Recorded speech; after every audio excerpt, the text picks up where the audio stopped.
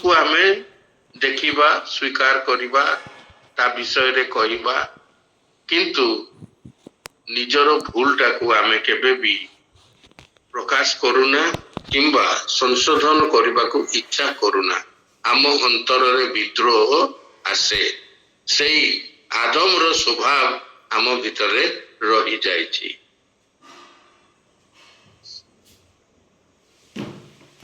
आत्म परीक्षा और निजर भूल निमंते संपूर्ण भावे दायी हेबा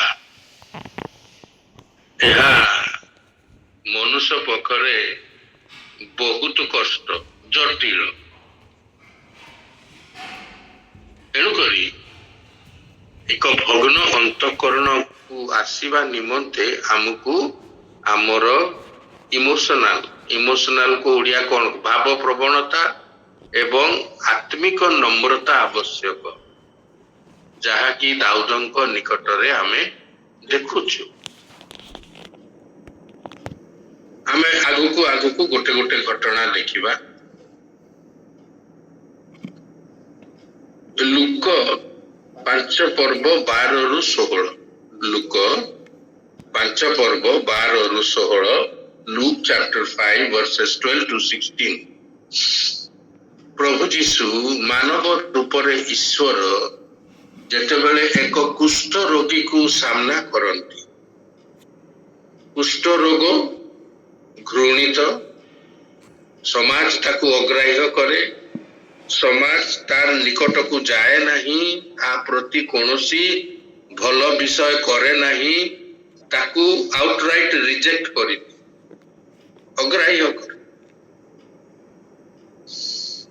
सेतेबेले कुष्ठ रोग सुष्ठ होउ नथिला ताहा मारात्मक थिला एवं ताहा जो माने तांको पाखु को जिबे से मध्य कुष्ठ रोगी हेई जिबे फଳରେ ସେମାନଙ୍କୁ ନଗର ବାହାରେ ଆଉ କୁଆଡେ ଆଉ କେମିତି କେବଳ ଯୋଉ ଦିନ ବଜାର ହେବ ହାଟ ବସିବ ସେମାନେ ଆସିକି ଗୋଟେ ନିର୍ଦ୍ଧାରିତ ସ୍ଥାନରେ ବସିବେ।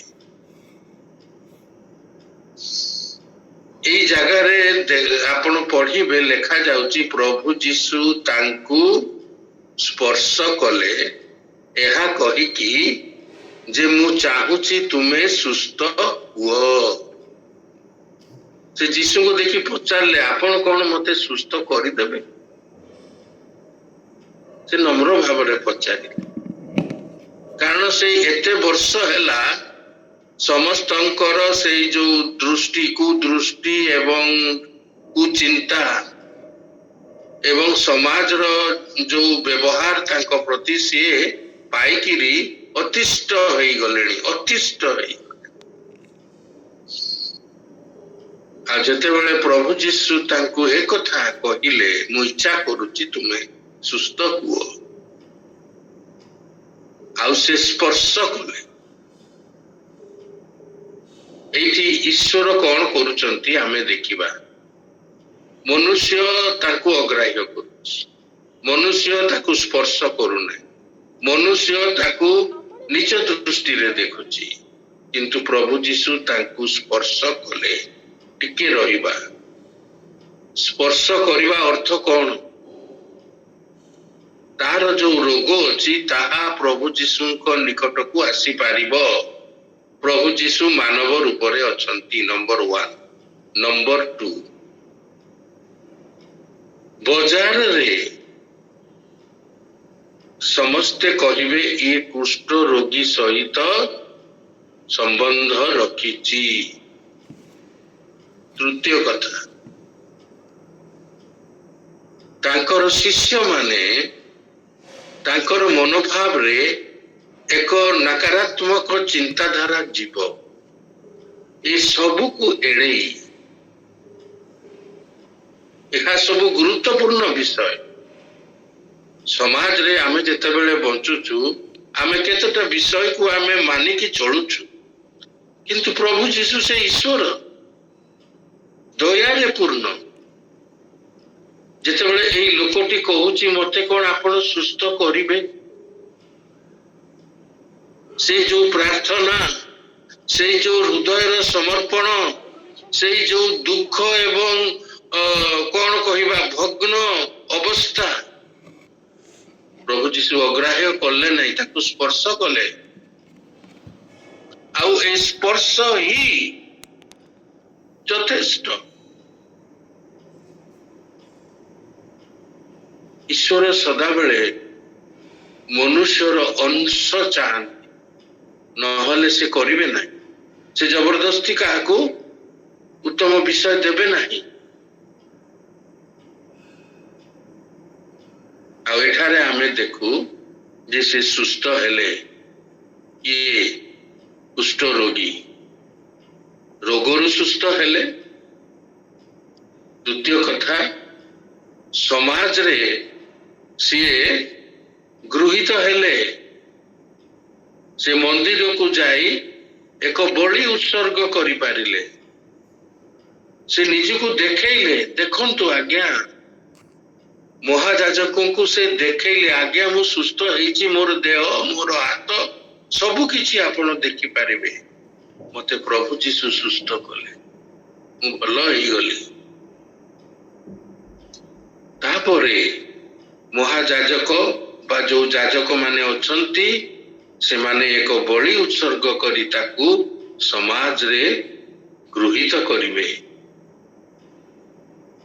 ତାର ସେତେବେଳେ ଆନନ୍ଦର ସୀମା ନାହିଁ।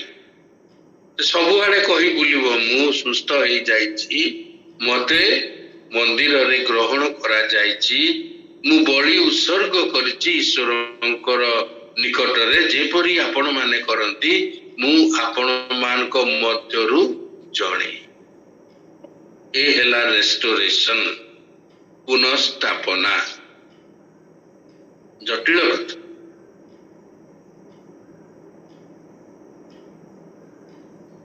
ଯେତେବେଳେ ଆମେ ଆଗକୁ ବଢୁ, ପ୍ରଭୁ ଯୀଶୁ ବାଟ ଚାଲି ଯାଉଛି, ଅନ୍ଧ ବାର୍ତ୍ତିମାୟ ପାଟି କରୁଛି, ଏ ଦାଉଦ ସନ୍ତାନ ଯୀଶୁ। ସେ ଶୁଣି ଦେଇଛି ଯେ ଯୀଶୁ ଅନ୍ଧ ମାନଙ୍କୁ ସୁସ୍ଥ କରିପାରନ୍ତି। ଆଉ ଏତେ ଚିତ୍କାର କରୁଛି, ଲୋକମାନେ କହୁଛନ୍ତି ତାକୁ, ଆରେ କାହିଁ ଏତେ ଚିତ୍କାର, ଚୁପଚାପ ବସ, ତୁ ତ ଅନ୍ଧ, ଆମେ ଜାଣିଛୁ ତୁ ଅନ୍ଧ, ତୁ ତା ଚୁପଚାପ। ପ୍ରଭୁ ଯୀଶୁ ଆସୁଛନ୍ତି ଏବଂ ମହତ୍ ମହତ୍ କାର୍ଯ୍ୟ କରୁଛନ୍ତି, ଆମେ ତାଙ୍କର ବାକ୍ୟ ଶୁଣୁଛୁ, ମଝିରେ ତୁ ଗୋଟେ କାହିଁକି ଏତେ ପାଟି? ଚୁପ, ତୁ ନିଅ। ପ୍ରଭୁ ଯୀଶୁ ଈଶ୍ୱର, ସେଇ ଡାକଟା ସେ ଶୁଣିଲେ, ମତେ ଦୟା କର, ଏ ଦାଉଦ ସନ୍ତାନ ଯୀଶୁ ମତେ ଦୟା କର। ଏଇ ଯୋଉ ସମର୍ପଣ ପ୍ରଭୁ ଯୀଶୁଙ୍କ ପାଇଁ ଯଥେଷ୍ଟ ଥିଲା। ଆଉ ସେ ଆସି ବାର୍ତ୍ତିମାୟ ଅନ୍ଧକୁ ସୁସ୍ଥ କଲେ। ସୁସ୍ଥ କରିବା ଅର୍ଥ, ଯୋଉ ଚକ୍ଷୁ ଦେଖି ପାରୁନଥିଲା, ସେଇଠି ଆଉ ଥରେ ଡୋଳା ସୃଷ୍ଟି ହେଲା। ଭାବନ୍ତୁ ପୁନଃସ୍ଥାପନ କି ପ୍ରକାର ଜଟିଳ କଥା। ଉଦାହରଣ ସ୍ୱରୂପ, ଗୋଟେ ଘର ସାଇକ୍ଲୋନ ରେ ଭାଙ୍ଗି ଯାଇଛି, ଛାତ ଉଡି ଯାଇଛି, କାନ୍ଥ ଗଳି ପଡିଛି, ତାକୁ ଆଉ ଥରେ ବନେଇବା ଯେ କେତେ କଷ୍ଟକର ବ୍ୟାପାର, ତାକୁ ଆଉ ଥରେ ଛିଡା କରିବା ବହୁ ବଳିଦାନ ଦରକାର ଅଛି। ଆପଣ ମାନେ ଯଦି ନେହେମିଆ ପୁସ୍ତକ ଦେଖିବେ, ଜେରୁସାଲେମର ପ୍ରାଚୀରକୁ ପୁନଃ ନିର୍ମାଣ କଲେ, କେତେ କଣ କଷ୍ଟ ସହିଲେ, କେତେ ଅପୋଜିସନ,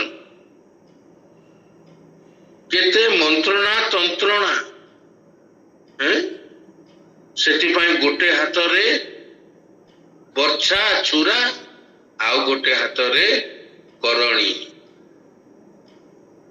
ସେଇ ପ୍ରାଚୀର ତିଆରି ହଉଛି, ପୁନରୁଦ୍ଧାର ହଉଛି, ଆଉ ହାତରେ ଖଣ୍ଡା ଅଛି, ଆଉ ହାତରେ କଣ ଅଛି? ବର୍ଚ୍ଛା ଅଛି କିଏ ଯଦି ଆସି ମତେ ମାରିବ କିମ୍ବା ମତେ ଆକ୍ରମଣ କରିବ ମୁଁ ନିଜକୁ ରକ୍ଷା କରିବି, କାରଣ ମୋର ଗୋଟେ ବିଶେଷ କାର୍ଯ୍ୟ ଅଛି। ଏ ପ୍ରାଚୀରକୁ ପୁନଃ ନିର୍ମାଣ କରିବାର ଅଛି। ଯୋଉ ପ୍ରାଚୀର ସ୍ଥାନେ ସ୍ଥାନେ ଭାଙ୍ଗି ଯାଇଛି ସେଇ ପାଖରେ ମୁଁ ଦିନ ରାତି ଖଟିବି। ଏଠି ବଳିଦାନଟା ଦେଖନ୍ତୁ, ସେ ଜମା ବି ବିଶ୍ରାମ ନଉନାହାନ୍ତି, ଅହରହ ସେ କାର୍ଯ୍ୟରେ ଲାଗିଛନ୍ତି। ତାଙ୍କର ଯୋଉ ସମର୍ପଣ ଈଶ୍ୱରଙ୍କ ହସ୍ତରେ, ଆଉ ସେ କରିଦେଲେ 52 days ସେ ନିର୍ମାଣ କରିଦେଲେ, ପୁନଃସ୍ଥାପନା କରିଦେଲେ। ଆଉ କିଏ ପଶି ଆସିବ ନାହିଁ, ବନ୍ୟ ଜନ୍ତୁ ପଶି ଆସିବ ନାହିଁ, ମନ୍ଦିରକୁ ଗଣ୍ଡଗୋଳ କରିଦେବ ନାହିଁ, ମନ୍ଦିର ସୁରକ୍ଷାରେ ରହିବ। ଆମ ପୂର୍ବପୁରୁଷ ମାନେ ସୋଲୋମନ ରାଜାଙ୍କର ଡାଇରେକ୍ସନରେ ଏ ଗୃହ ନିର୍ମାଣ କରିଥିଲେ। এই ଗୃହରେ ଈଶ୍ୱର ଆସନ୍ତି, এই ସ୍ଥାନରେ ମୋର ଭାଇମାନେ ନିଜର ଦୁଃଖ ପ୍ରକାଶ କରନ୍ତି, ନିଜର ଭଗ୍ନ ଅନ୍ତଃକରଣକୁ ପ୍ରକାଶ କରନ୍ତି। ଈଶ୍ୱର ଶୁଣନ୍ତି, ତାର ପ୍ରତିକାର କରନ୍ତି, ଆଶୀର୍ବାଦ କରନ୍ତି। এই ବିଷୟ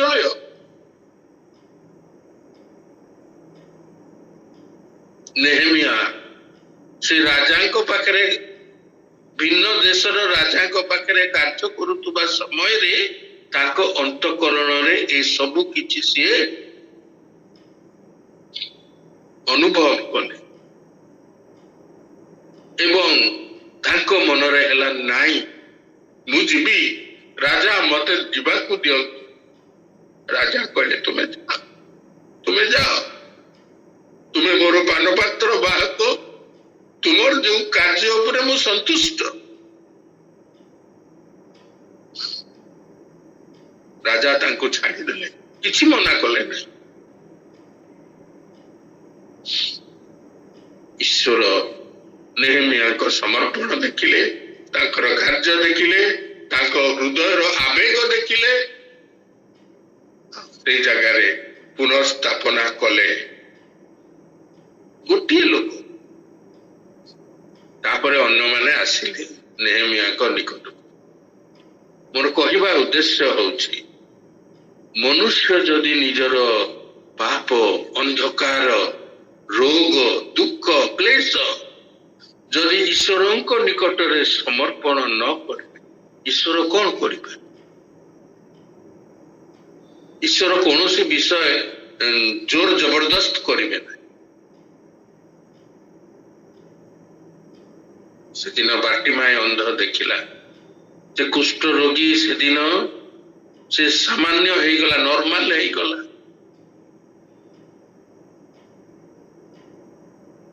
ଯୋଉ ବିଷୟ କେହି କରିପାରୁନଥିଲେ ସେ ବିଷୟ ଯୀଶୁ କରିଦଉଥିଲେ। ତାଙ୍କୁ କୁଷ୍ଠ ରୋଗ ହଉନଥିଲା।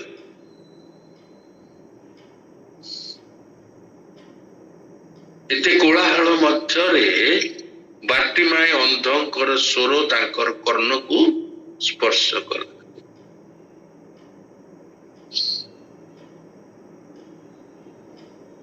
କାରଣ ସେ ଗୋଟିଏ, ବାର୍ଟିମାଏ ଅନ୍ଧ ଗୋଟିଏ ବାକ୍ୟ କହିଲେ, ହେ ଦାଉଦ ସନ୍ତାନ ଯୀଶୁ। ଏହା ତାଙ୍କର ପ୍ରଭୁତ୍ୱକୁ ସ୍ୱୀକାର କରେ। ବାର୍ଟିମାଏ ଅନ୍ଧ ପ୍ରଭୁ ଯୀଶୁଙ୍କର ପ୍ରଭୁତ୍ୱକୁ ସେ ସ୍ୱୀକାର କଲେ, ଚିତ୍କାର କଲେ। ସେ ବିଶ୍ୱାସ କରୁଥିଲେ, ମତେ ଏହି ରାଜା, ଏହି ଦାଉଦ ସନ୍ତାନ ଯୀଶୁ ଯାହାଙ୍କର ପୃଥିବୀକୁ ଆସିବାର ଥିଲା, ସେ ଆଶ୍ଚର୍ଯ୍ୟ, ଯେଉଁ ବିଷୟ କେହି କରିପାରିବେ ନାହିଁ ସେ କରିପାରିବେ। ଆଉ ପ୍ରଭୁ ଯୀଶୁ ତାହା କଲେ, ପୁନଃସ୍ଥାପନା କରିଦେଲେ।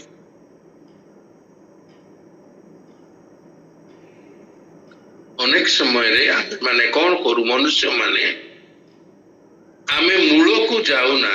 ମୋର ଯୋଉ ଦୋଷ ଦୁର୍ବଳତା ଅଛି, ମୋର ଯୋଉ ସ୍ୱଭାବ ଅଛି, ସେଇ ମୂଳକୁ ନ ଯାଇକିରି ଆମେ ତାର ଚାରିଆଡର ପାଖ ସବୁ ଆମେ କରିଥାଉ। କଣ କରିବୁ ଆମେ? ଆମ ଦୋଷକୁ ଲୁଚେଇବା ପାଇଁ ଆମେ କାହାକୁ ସାହାଯ୍ୟ କରିଦବୁ, କାହାକୁ ଔଷଧ ଦେଇଦବୁ, ହସ୍ପିଟାଲ ଯିବୁ, ଆଉ କୋଉଠି କୋଉଠି ପ୍ରଚାର ହଉଛି ସେଇଠି ଯାହା ଦରକାର, ଟ୍ୟାକ୍ସ ଦରକାର, ଖାଦ୍ୟ ଦରକାର, ଗାଡି ଦରକାର, ତାହା ଦେଇଦବୁ, କିନ୍ତୁ ନିଜ ଅନ୍ତରର କଥା ଲୁଚାଇ ରଖିଥିବୁ। ତେଣୁକରି ଏଇ ଯୋଉ ପୁନଃସ୍ଥାପନା କାର୍ଯ୍ୟ ଜଟିଳ ହେଇ ପଡେ।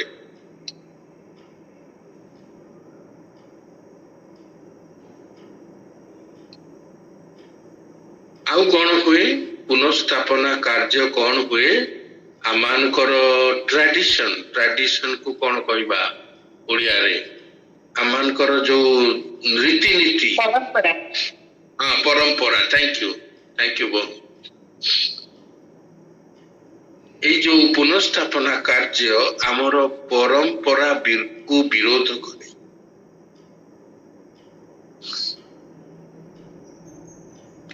ଏବଂ ଆମର ଅଗ୍ରାଧିକାରକୁ ବିରୋଧ କରେ।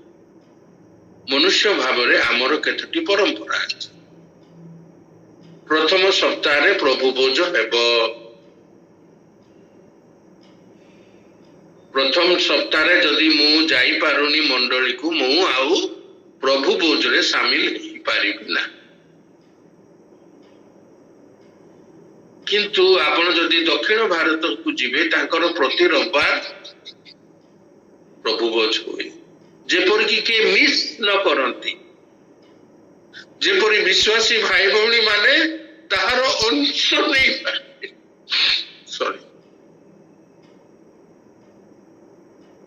ପରମ୍ପରା।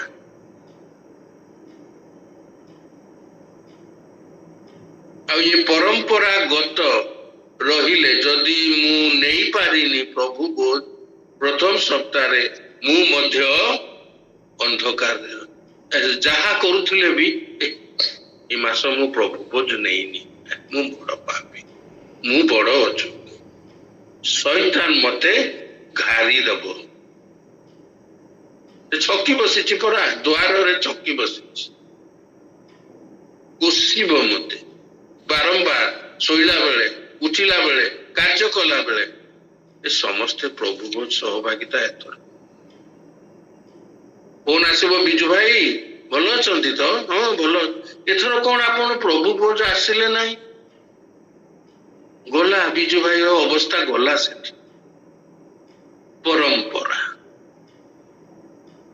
ପରମ୍ପରା କଣ କରେ ନା ପୁନଃସ୍ଥାପନା କାର୍ଯ୍ୟ କରିବାକୁ ଦିଏ ନାହିଁ। ଆଉ ଗୋଟେ କଥା ଅଛି, କଣ? ମୋର ଅଗ୍ରାଧିକାର।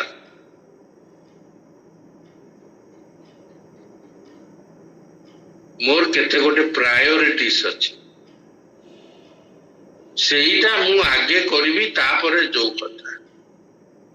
ମୁଁ ଆଗେ ମୋର ଯାହା ମୁଁ ସ୍ଥିର କରିଛି, ମୋର ଅଗ୍ରାଧିକାର ଯୋଉଟା, ଆଗେ ମୁଁ ସେଇଟା କରିବି, ତାପରେ ସେଇଟା କରିବି, ତାପରେ ଈଶ୍ୱରଙ୍କର କଥା, ତାପରେ ପୁନଃସ୍ଥାପନା କଥା ଦେଖିବା। ବିଜୁ ଭାଇ ଆମେ ଯାଉଛୁ ପ୍ରବୋଧ ଭାଇଙ୍କ ଗୃହକୁ, ସେ ଶଯ୍ୟାଶାୟୀ, ଆପଣ ଯଦି ଆସନ୍ତେ ଆମେ ଆପଣଙ୍କ ଗାଡିରେ ମିଶିକି ଯାଆନ୍ତେ। ପ୍ରବୋଧ ଭାଇ ମନରେ ଆସୁଛି, ପ୍ରବୋଧ ଭାଇ, ଭାଇ ସିଏ ମତେ ସମସ୍ତଙ୍କ ସାମ୍ନାରେ ଗାଳି ଦେଇଛନ୍ତି, ମତେ ତୁଚ୍ଛ ଭାବରେ କହିଛନ୍ତି, ମୋର ଭୁଲ ନଥିଲା, ମୁଁ ସେଠିକି ଯିବି ପୁଣି ପ୍ରଭୁ ଭୋଜ ଦବାକୁ? ହେଇପାରିବ ନାହିଁ, ହେଇପାରିବ ନାହିଁ। ସଂଗ୍ରାମ ଭାଇ, ଆଜି ମୋର ଟିକେ ଜରୁରୀ କାର୍ଯ୍ୟ ଅଛି, ମତେ ଏଠି ଯିବାକୁ ହବ, ସେଥିପାଇଁ ମୁଁ ଯାଇପାରିବି ନାହିଁ। ମୋର କଣ ଅଛି? ତାଙ୍କ ସହିତ ଗୋଟେ ପ୍ରକାର ମନୋଭାବରେ ଗଣ୍ଡଗୋଳ ଅଛି। ଆରେ ସେଥିପାଇଁ ତ ପାଳକ ବାବୁ ଆପଣଙ୍କୁ ଫୋନ କଲେ, ସେଥିପାଇଁ ତ ପୁନରୁଦ୍ଧାର କରିବା ପାଇଁ ଈଶ୍ୱର ବାଳକଙ୍କ ଦ୍ୱାରା ମତେ ଡାକିଲେ, ହେଲେ ମୁଁ ଯିବାକୁ ରାଜି ହଉନାହିଁ। ହେଲେ ପୁନଃସ୍ଥାପନା କାର୍ଯ୍ୟ କେମିତି ହବ? ମୋ ଅନ୍ତରରେ ତ ସେଇ ଲୋକ ପାଇଁ ଅନ୍ଧକାର ଅଛି, ମୋ ହୃଦୟରେ ଅନ୍ଧକାର ଅଛି, ମୋ ହୃଦୟରେ ଘୃଣା ଭାବ ଅଛି। ଏତିକି ଅନୁରୋଧ କଲେ ଆପଣଙ୍କ ଗାଡିରେ ଯିବା, ଅସୁବିଧା କଣ ହେଲା? ଭାଇ ବହୁତ ଅସୁବିଧା ଅଛି।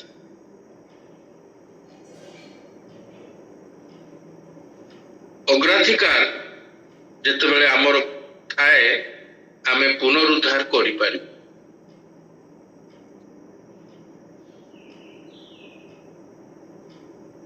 ପ୍ରଭୁ ଚାହୁଁଛନ୍ତି ଆମକୁ ସୁସ୍ଥ କରିବା ପାଇଁ, ବ୍ୟବହାର କରିବା। ଦେଖିଲେ, ପ୍ରଭୁ ବ୍ୟବହାର କରିବା ପାଇଁ ସୁଯୋଗ କରିଦଉଛନ୍ତି ଏବଂ ମୁଁ ତାହାକୁ ଅଗ୍ରାହ୍ୟ କରୁଛି। ସେଥିପାଇଁ ମୋର ଯୋଉ ଅଗ୍ରାଧିକାର ଅଛି ତାହା ଏକ ଅପୋଜ କରୁଛି, ବିରୋଧ କରୁଛି, ପୁନର୍ସ୍ଥାପନା ନବୀକରଣ କରିବାକୁ ବିରୋଧ କରୁଛି। ନବୀକରଣ କରିବା କାହାର କାର୍ଯ୍ୟ? ଈଶ୍ୱରଙ୍କର। ଏବଂ ସେଥିରେ ମନୁଷ୍ୟର ଅଂଶ ଥିବା ଆବଶ୍ୟକ। ନହେଲେ ପ୍ରଭୁ ଚାହିଁଲେ ସବୁ ନବୀକରଣ କରିଦେବେ, ସବୁ ସୁନ୍ଦର କରିଦେବେ, କଣ ଅଛି? ପଦେ କଥାରେ ସବୁ ହେଇଯିବ।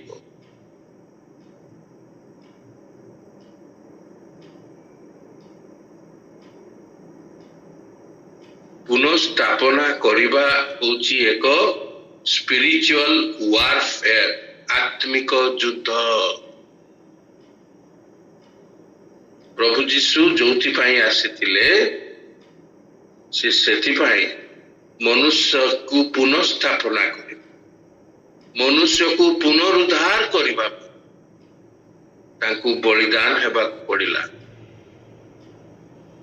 କ୍ରୁଶରେ ତ ହତ ହେଲେ, କ୍ରୁଶକୁ ଯିବା ପୂର୍ବରୁ ଲୋକମାନେ ତାଙ୍କୁ ଥଟ୍ଟା କଲେ, ତୁଚ୍ଛ କଲେ, ଯାହା ଇଚ୍ଛା ମନକୁ ଆସିଲା କହିଦେଲେ।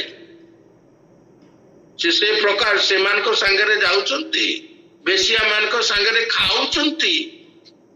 ଆଉ କଣ ହେଇପାରେ? ଆମେ ମନୁଷ୍ୟ ମାନେ ନା ତିରସ୍କାର କରିବାରେ ମହା ମାନେ କଣ ଜ୍ଞାନୀ, ସେଠି ତ କରି ତ ଦବୁ। ଆଉ ଏଥର ଗିର୍ଜାରେ ଦେଖିଲେ ତାକୁ ମୁଁ ନିଶ୍ଚିତ ଏଟା କହିବି। ସେ ସରମନ ପଛେ ଯାହା ହଉ, ମୁଁ ମନେ ରଖିଛି ବୀରେନ୍ଦ୍ର ଭାଇଙ୍କୁ ମୁଁ ଗୋଟେ ଭଲ କି ଜଣେଇବି।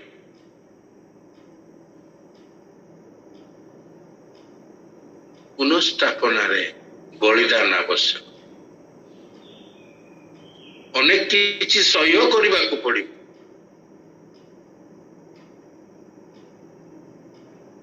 ଅନେକ କିଛି ଲସ୍ ହେବ, କ୍ଷତି ସହିବାକୁ।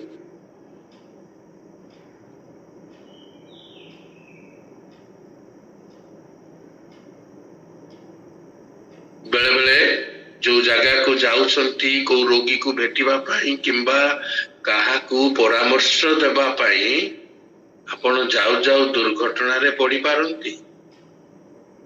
ଆପଣ ଯାଉ ଯାଉ କଣ କରନ୍ତି? ଆପଣଙ୍କୁ ବାଧା ଆସେ, ଅନେକ ବାଧା ଆସିବ।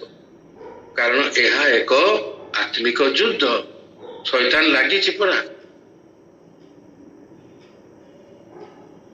ଆଉ ଏ ଯୁଦ୍ଧକୁ ଅତିକ୍ରମ କରିକି ଆମ ମଧ୍ୟରେ ସେ ଧୈର୍ଯ୍ୟ, ସେ ଈଶ୍ୱରଙ୍କ ପ୍ରତି ସମର୍ପଣ ଏବଂ ଆମମାନଙ୍କର ମନୋଭାବ ଏକ ହେବାର ଅଛି। ଯାହା କିଛି ହଉ ପଛେ ମୁଁ ସେଇ ଭାଇଙ୍କ ପାଖକୁ ଯିବି, କାରଣ ସେ ଅଲଗା ବିଶ୍ୱାସ ମତରୁ ଆସିଛନ୍ତି, ସେ ଅପେକ୍ଷା କରିଛନ୍ତି। ତାଙ୍କର 2-3ଟା ପ୍ରଶ୍ନ ଅଛି, ମତେ ଉତ୍ତର ଦେବାକୁ ହେବ, ମତେ ଯିବାକୁ ପଡିବ। ଫୋନରେ କହିଲେ ହବ ନାହିଁ, ତାହା ସମ୍ମୁଖା ସମ୍ମୁଖୀ କଥାବାର୍ତ୍ତାରେ ଯିବ ଏବଂ ତାହା ମୁଁ ପ୍ରାର୍ଥନା କରି ଜାଣିପାରିଛି ଏବଂ ମୁଁ ଯାଉଛି।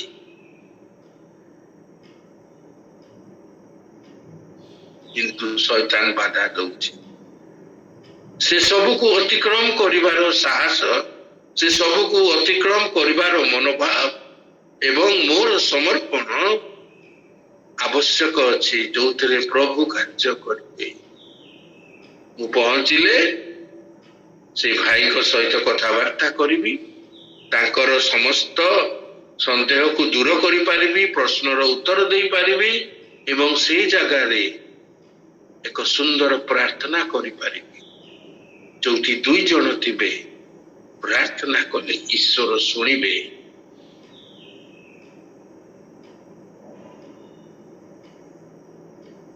ଅତି ନିକଟରେ ଆମମାନଙ୍କର ବୟୋଜ୍ୟେଷ୍ଠ ଭାଇ ବିନୟ କୁମାର ମୁଦୁଲି ଚାଲିଗଲେ। ଗତକାଲି ଆମେ ଆମର love and care to the visually impaired ବା ବ୍ଲାଇଣ୍ଡ ଆସୋସିଏସନ ଭାବରେ ଆମେ କାଲି ସନ୍ଧ୍ୟାରେ ତାଙ୍କ ଘରକୁ ଯାଇଥିଲୁ। ତାଙ୍କ ସ୍ତ୍ରୀ ଅଛନ୍ତି ଚୁପଚାପ, ବେଶୀ କିଛି କଥା କହୁନାହାନ୍ତି। ତାଙ୍କର ପୁଅ ଅଛନ୍ତି, 2 ପୁଅ ଅଛନ୍ତି, ବୋହୂ ଅଛନ୍ତି, ତାଙ୍କ ପିଲାମାନେ ଅଛନ୍ତି। କେବଳ ପିଲାମାନଙ୍କର ଖେଳ, ଉପର ତଳ ସିଡ଼ିରେ ଯିବା, ପାଟିତୁଣ୍ଡ ଏହା ଶୁଣା ଯାଉଛି।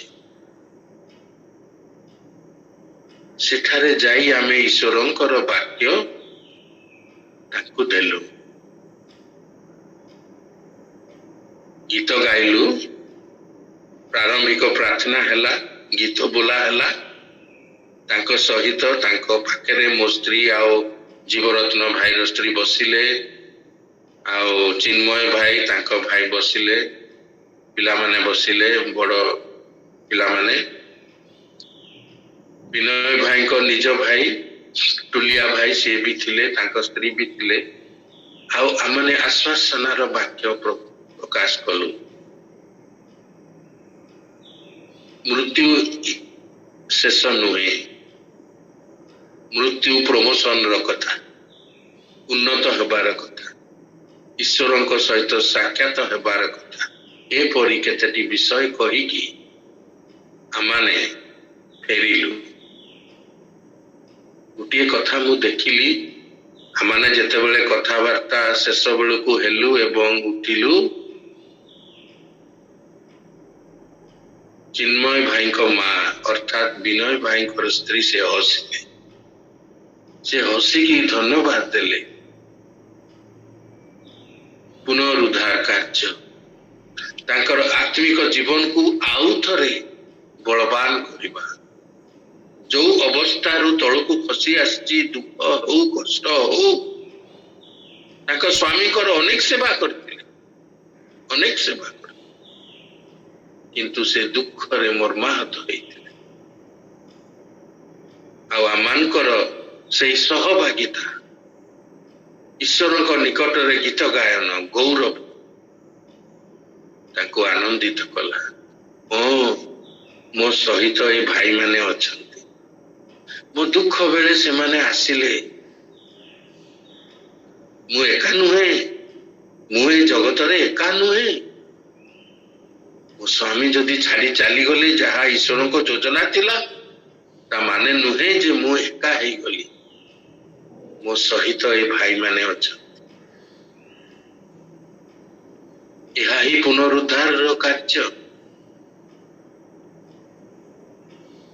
ଏହା ହିଁ ଦୁଃଖକୁ ଅତିକ୍ରମ କରିବାର କାର୍ଯ୍ୟ, ଏହା ହିଁ ଅନ୍ଧକାରର ଅତିକ୍ରମ କରିବାର କାର୍ଯ୍ୟ। ତେଣୁକରି ପୁନରୁଦ୍ଧାର କାର୍ଯ୍ୟରେ ଆମେ ମଧ୍ୟ ସାମିଲ ହେବା। ପ୍ରଭୁ ଚାହାନ୍ତି ଆମେ ପୁନରୁଦ୍ଧାର କାର୍ଯ୍ୟ କରୁ। ସେଦିନ ରାଜା ମଧ୍ୟ ଅନୁମତି ଦେଲେ, ନିହିମିୟାକୁ ଯାଅ। ଆମେ ଯେତେବେଳେ ପୁନରୁଦ୍ଧାର କାର୍ଯ୍ୟ କରିବାକୁ ଆଗକୁ ବଢୁ, ପ୍ରଭୁ ଆମକୁ ସୁଯୋଗ ଦେବେ, ପ୍ରଭୁ ଆମକୁ ସେଇ ସ୍ଥାନକୁ ନେଇଯିବେ। ଆମ ସମସ୍ତଙ୍କ ନିକଟରେ କଣ ଅଛି? ପୁଞ୍ଜି ଅଛି। ଆମ ସମସ୍ତଙ୍କ ନିକଟରେ ଟ୍ୟାଲେଣ୍ଟ ଅଛି, ଗୁଣ प्रभु देइचंती आ से गुण को प्रभु व्यवहार करने को चाहते जो स्थान रे दुख अच्छी क्लेश अच्छी पुनरुद्धार करिवार सुजोग अच्छी आमने निज निज को व्यवहार करवा से जगह को चली जावा प्रभु को ठारे प्रार्थना करी आगो को बढ़िबा से लोक को परित्याग करवा नहीं छाड़ी देवा नहीं मात्र आलिंगन भाव आत्मिक आलिंगन रे तांकू आउ थरे छिड़ा करेबा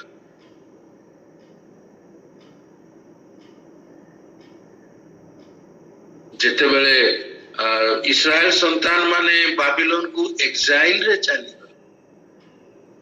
बासंदरी दानियल सदरेक मेशक अबेदनेगो इमाने प्रभु को ठारे स्थिर रही तांकर अंतरर कथा से माने समर्पण कले जो राजा माने इमान को तुच्छ करुथिले तांकू दास रूप रे देखुथिले नीच देखुथिले सेही राजा माने तांकू व्यवहार कले अति उच्च रे रखि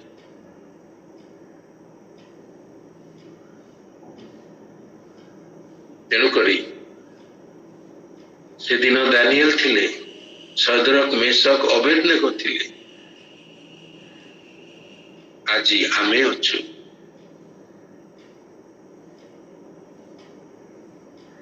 आज आमानकर कार्य कौन प्रचार करवा अति सहज विषय शिक्षा देवा अति सहज विषय किंतु पुनस्थापना करवा बलिदान अटे किछि देवा को पड़िबो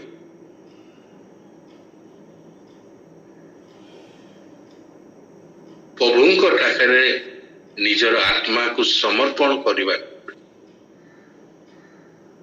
प्रभु मु जीवी तुम्हें मते से वाक्य दियो कौन से जगह रे हमें प्रार्थना करिबो पवित्र आत्मा को द्वारा चालना दियो प्रभु से दुख रे अच्छी से कष्ट रे अच्छी से हॉस्पिटल रे अच्छी से बेड रे अच्छी से उठी पारु नहीं चला बुला करी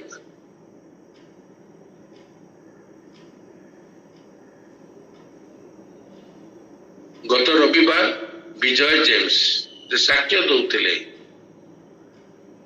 पाखापाखि वर्षे से शଯ୍ୟାଶାୟୀ ଥିଲେ कारण तांकर अंटार चारिटी शेष हाड़ रे फ्रैक्चर हेइथिला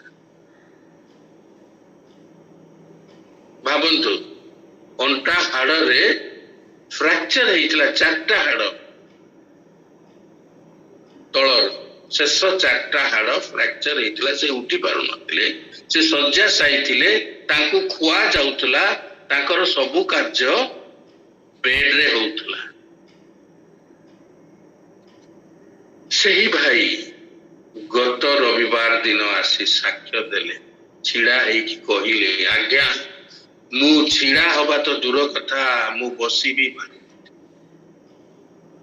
आपण मानकर प्रार्थना मंडलीर प्रार्थना पालक मानकर सहयोग आसी मोर निमंते प्रभु बोझ दियंती मते पाई प्रार्थना करंती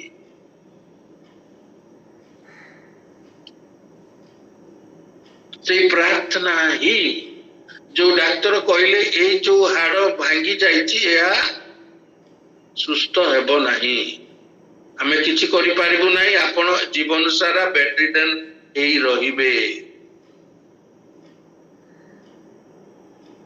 आश्चर्य कथा जेते बेले से डाक्टर को पाकू जेते बेले से उठी की बसी गले तापरे तांको पिला मार कहले नहीं नहीं बाबा आमे हॉस्पिटल तुमे बसी गलो कोन अरे असुविधा हबो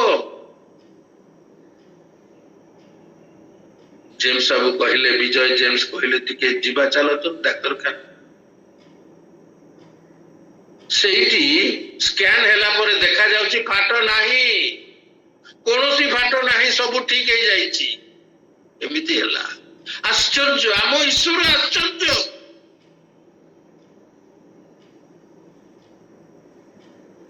ବର୍ତ୍ତମାନ ସେ ପୁନଃସ୍ଥାପନ ସେ ଆସୁଛନ୍ତି ଗିର୍ଜା ଗାଡିରେ ବସୁଛନ୍ତି ଚାଲୁଛନ୍ତି ସବୁ କରୁଛନ୍ତି। ମଣ୍ଡଳୀର ପ୍ରାର୍ଥନା ମଣ୍ଡଳୀର ସଂଗତି ଚନ୍ଦ୍ରଶେଖରପୁରର ଭାଇମାନେ ସଦାବେଳେ ଯାଇ ତାଙ୍କ ଗୃହରେ ପ୍ରାର୍ଥନା କରନ୍ତି। ବାଳକ ମାନେ ଯାଇକି ପ୍ରାର୍ଥନା କରନ୍ତି। ମଣ୍ଡଳୀରେ ଆନାଉନ୍ସ ହୁଏ କିଏ ଅସୁସ୍ଥ ହେଇଛି। ମଣ୍ଡଳୀରେ ଅସୁସ୍ଥ ଲୋକମାନଙ୍କ ପାଇଁ ପ୍ରାର୍ଥନା ଜୋରଦାର ହୁଏ। ଆଉ ତାହା ହିଁ ଈଶ୍ୱରଙ୍କର ଗ୍ରାହ୍ୟ ହେଲା।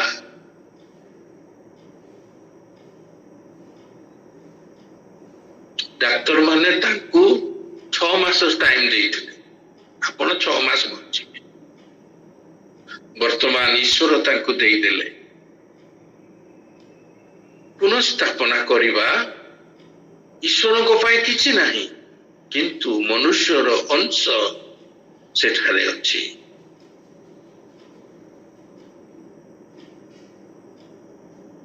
ଈଶ୍ୱରଙ୍କର ଯୋଜନା ଅଛି ମନୁଷ୍ୟ ମାନଙ୍କର ଜୀବନରେ, ବିଶ୍ୱାସୀ ମାନଙ୍କ ଜୀବନରେ ସମସ୍ତ କିଛି ପୁନରୁଦ୍ଧାର କରିବାକୁ, ନବୀକରଣ କରିବାକୁ ତାଙ୍କର ଯୋଜନା ଅଛି, ତାଙ୍କର ଇଚ୍ଛା। ହେଲେ ମନୁଷ୍ୟ ଆବଶ୍ୟକ, ଜଣେ ମନୁଷ୍ୟ ଦରକାର ଯିଏକି ତାଙ୍କ ପାଇଁ ଯିବ, ପ୍ରାର୍ଥନା କରିବ, ସେ ଲୋକକୁ ଆଶ୍ୱାସନାର ବାଣୀ ଦେବ, ପ୍ରଭୁଙ୍କ ବାକ୍ୟରୁ ତାଙ୍କୁ ଜଣେଇବ, ତାଙ୍କ ସହିତ ସହଭାଗିତା କରିବ। ଈଶ୍ୱର ଆଶୀର୍ବାଦ ସ୍ପର୍ଶ କରିବେ। ଆଜି ମୋ ଜୀବନରେ ମୁଁ କଣ କରୁଛି? ହଁ ଭାଇ ମୁଁ ପ୍ରଚାର କରୁଛି, ହଁ ଭାଇ ମୁଁ ମଣ୍ଡଳୀରେ କୟାରରେ ଗୀତ ଗାଉଛି, ହଁ ଭାଇ ମୁଁ ନିୟମିତ ପ୍ରଭୁ ଭୋଜନ ହଉଛି, କିନ୍ତୁ ମୁଁ କରୁଛି କଣ?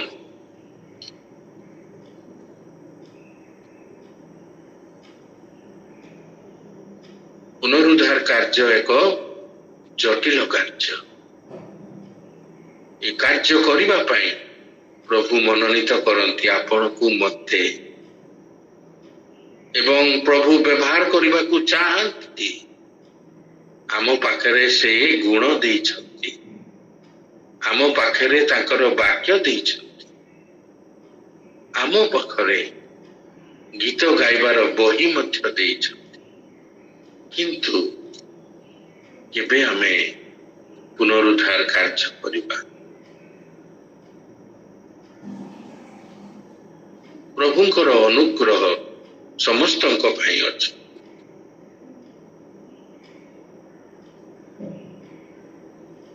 ଅନେକ ଥର ଆମମାନଙ୍କ ପାଇଁ ସୁଯୋଗ ଆସିଛି, ହେଇପାରେ ଆମମାନେ ସେଟାକୁ ଗ୍ରହଣ କରିନୁ, ପରିତ୍ୟାଗ କରିଦେଇଛୁ।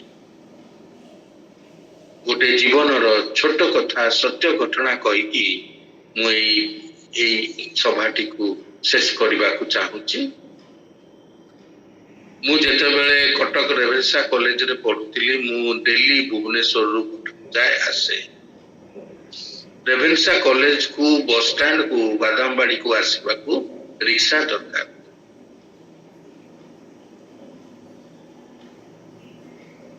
ସେଠୁ ଗୋଟିଏ ରିକ୍ସା ବାଲା ବୟସ୍କ, ଟିକେ ମତେ ଲାଗିଲା ସେ ଟିକେ ବୟସ୍କ, କିନ୍ତୁ ସେ ବୟସ୍କ ନାହିଁ, ଅଭାବରେ ସେ ଜୀର୍ଣ୍ଣ ଶୀର୍ଣ୍ଣ ହେଇଯାଇଛି, କିନ୍ତୁ ରିକ୍ସା ହଉଛି ତାର ଜୀବିକା। ତାଙ୍କ ସାଙ୍ଗରେ କଥା, ମୁଁ ସବୁବେଳେ କଥା ହୁଏ, କେତେବେଳେ ପ୍ରଭୁଙ୍କ କଥା କହେ, ଏଥିପାଇଁ ମୁଁ କଥା ହୁଏ। କହିଲେ ଆଜ୍ଞା ମୋର ଆଣ୍ଠୁରେ ବହୁତ ପେନ୍ ହଉଛି, ଆଉ ଯୋଉଥିପାଇଁ ସବୁବେଳେ ରିକ୍ସା ମୁଁ ଚଲେଇ ପାରୁନି, ମୁଁ ଯେତେବେଳେ ବଥା ହବ ମୁଁ ରିକ୍ସା ବନ୍ଦ କରିକି ରଖିବି, ତେଣୁକରି ମୋ ରୋଜଗାରରେ ଅସୁବିଧା ହଉଛି। ମୁଁ କହିଲି ହଉ ଭଲ ହେଇଯିବ। କଣ କହିଲେ? ଆଜ୍ଞା ମୋର ପଇସା ନାହିଁ, ଡାକ୍ତର ଚିକିତ୍ସା କରିବାକୁ ମୋର ପଇସା ନାହିଁ। ମୁଁ କହିଲି ତଥାପି ତୁମେ ସୁସ୍ଥ ହେବ ନା କେମିତି ସାର୍? ମୁଁ କହିଲି ତୁମେ ଯଦି ମତେ ଅନୁମତି ଦେବ, ମୁଁ ତୁମ ପାଇଁ ପ୍ରାର୍ଥନା କରିବି ମୋର ପ୍ରଭୁ ଯୀଶୁଙ୍କୁ, ମୋର ଈଶ୍ୱରଙ୍କୁ, ସେ ସୁସ୍ଥ କରିଦେବେ। ହଁ ସାର୍ ପ୍ରାର୍ଥନା କରିବା। ମୁଁ କହିଲି ମତେ बस स्टैंड पाखरे पहुंचे दियो ओल्हेइकिरी मु तुम पई प्रार्थना करी सेठू मु बस स्टैंड पहुंची गली तार हाथ धरी प्रभु ठारे प्रार्थना कली सेते बेलकू गोटे बस पलैला प्राय राति 8टा हेछि बस गुड़िक राति 8टा पर टिके अल्प माने बेसी बस न थाए 4:30 रु 7:30 प्रबल बस प्रति 5 मिनिट रे बस भुवनेश्वर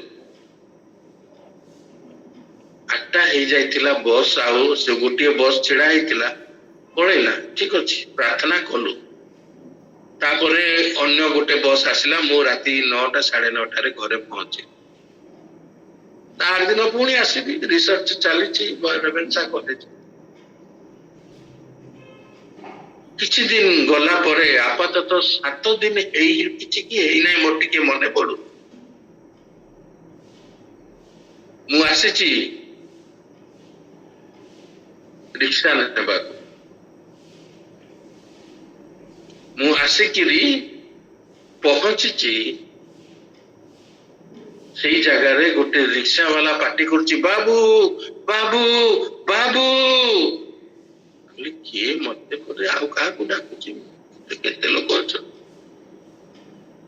आज्ञा टिके रहि जा तू एमती कहला मु कहली मते की मु रहि गली से रिक्शा वाला तार रिक्शा जोर सोर करिकि आसीछि मो पर आज्ञा मु सुस्त होई जाईछि आज्ञा मो आंठू रे आउ दर्द नाही आउ मु मन इच्छा रिक्शा चलाउछि मोर रोजगार हेछि आज्ञा मु कहली प्रभु जीशु को विश्वास कलो सुस्थता केवल प्रभु जीशु दियन तुम्हें तांको स्वीकार कर मो पाखरे सेते बेले ट्रैक नथिला तापर सी भी पढी पाठ पढिछि कि नाही मु जानि किंतु ईश्वर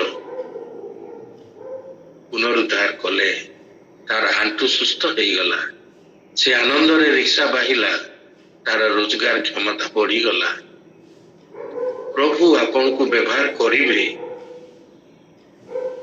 प्रभु सुजोग दियंती हेले आमे ताहा प्रत्याख्यान करिबाने पुनरुद्धार कार्य जटिल किंतु ईश्वरଙ୍କ साहाय्य ताहा संभव ताहा हेई जीव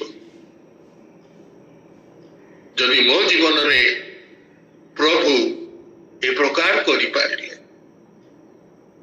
गतकाली राति रे जेते बेले मुदुली बाबू को स्त्री हसिले मो अंतर आनंद रो सीमा नथिला हमकु जीवा को हेबो हमकु आगु को बढ़वा को हेबो परंपरा निजर इच्छा को पछरे रखी आगु को पुनरुद्धार पाई जीवा प्रभु ए अल्प चिंता रे हम समस्त को आशीर्वाद करंतु ओवर टू हमर विनय भाई।